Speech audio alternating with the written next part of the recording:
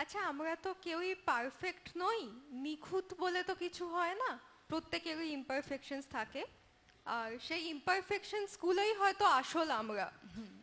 তো আপনার কি মনে হয়, মানে আপনার নিজের বিচারে নিজের তিনটি পজিটিভ দিক, তিনটি নেগেটিভ দিক কি কি?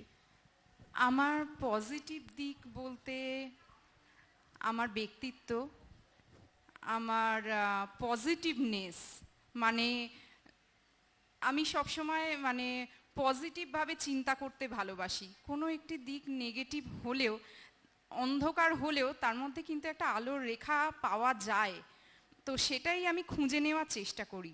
মানুষের জীবন তো, আলো অন্ধকার দুরকমই থাকবে। তো তার মধ্যে থেকেও আলোটাকে খুঁজে নিতে হয় বা পড়ে গেলে উঠে দাঁড়াতে হয়।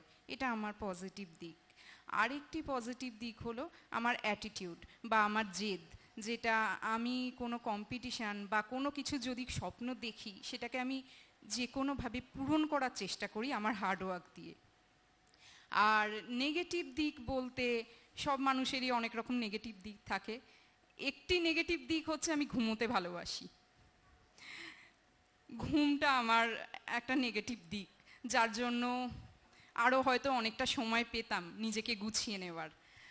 আর একটি নেগেটিভ দিক বলতে গেলে আমার হাইটটা মনে হয় আরেকটু বেশি হলে ভালো হতো। এমনিতে আমার হাইট 5 ফুট 4 ইঞ্চি। তো আমার হাইট 5 ফুট 5 বা 6 হলে আমি আর একটু বেশি খুশি হতাম। আর একটি নেগেটিভ দিক, আমি মনে হয় পড়াশোনাটা আরেকটু বেশি করতে চাই। মানে এখনো পর্যন্ত করে উঠতে পারছি না সময়ের অভাবে।